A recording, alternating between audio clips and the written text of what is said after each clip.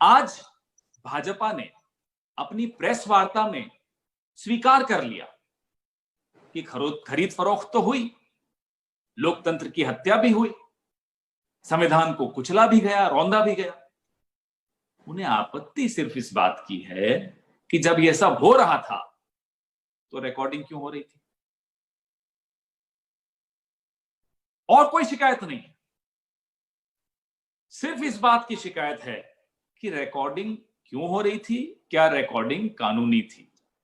यानी कि चोर मान रहा है कि उसने चोरी की, वह सिर्फ यह जानना चाहता है कि जब वो चोरी कर रहा था तो जो कैमरे लगे थे क्या वो कानूनी रूप से लगे थे।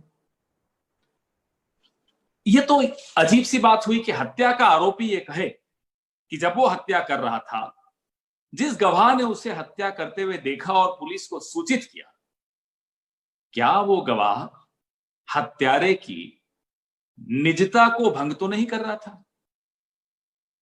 ये बात सुनने में बड़ी रोचक भी लगी। आज जब सुबह हमने सुना, अपनी प्रेस वार्ता में भारतीय जनता पार्टी ने राष्ट्र के सामने आकर मान लिया कि हां चोरी हुई, लेकिन रिकॉर्डिंग क्यों हुई।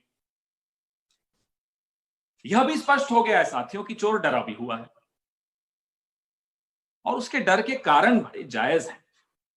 चोर को यह पता है कि इस प्रकरण में न केवल एक केंद्रीय मंत्री बल्कि उस मंत्री के ऊपर के कई कई बड़े नेता फंसने वाले हैं। एसओजी की टीम जो मानेसर में के उस होटल में पहुंची जहां मनोहर लाल खट्टर जी की पुलिस के कब्जे में कांग्रेस के कुछ विधायक बंद हैं पिछले कई दिनों से, इतिहास में यह पहली बार हुआ है कि जांच रोकने के लिए, एक सरकारी प्रक्रिया को रोकने के लिए भारतीय जनता पार्टी खुलकर अपने सरकारी अमले का दुरुपयोग करते हुए सामने आई, मैदान में आई और कांग्रेस के उन विधायकों का जिनके विरुद्ध एफआईआर दर्ज हुई है का वॉइस सैंपल नहीं लेने दिया गया। उनके साथ साथ बाकी विधायक जिन पर कोई एफआईआर दर्ज नहीं, उनको भी होटल के चोर दरवाजे से, पिछले दरवाजे से तड़ीपार कर दिया गया। आखिर क्या कारण है कि एक तरफ तो आप अदालत में यह साबित कर रहे हैं कि आप कांग्रेस के हिस्सा हैं, कांग्रेस में ही हैं, और दूसरी तरफ आप भाजपा के संरक्षण में हरियाणा में बैठे।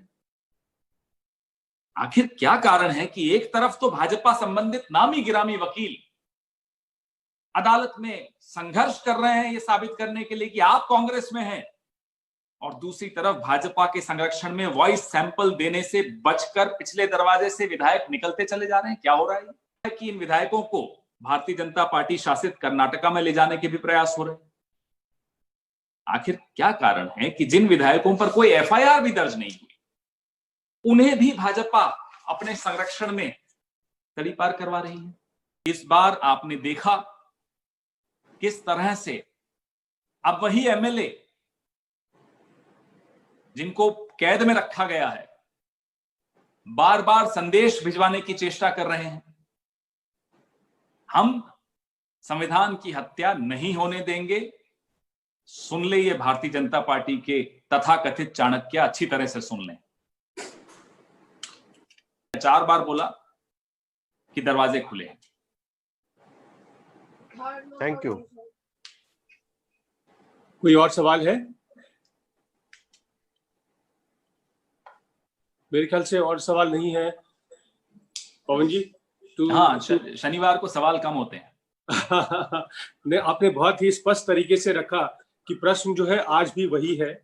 बिल्कुल कि दो विधायक भाजपा के संरक्षण में चले गए, जब उनसे पूछताछ करने के लिए पुलिस जाती है तो वो गायब हो जाते हैं, और भाजपा इसके बजाय इसके कि सवाल पर जवाब दे, वो हम पर उल्टा आरोप लगा रही है, और वो ऐसा आरोप भी ऐसा जिस पर कि कोई विश्वास ना करे, क्योंकि जवाब उनको देना है।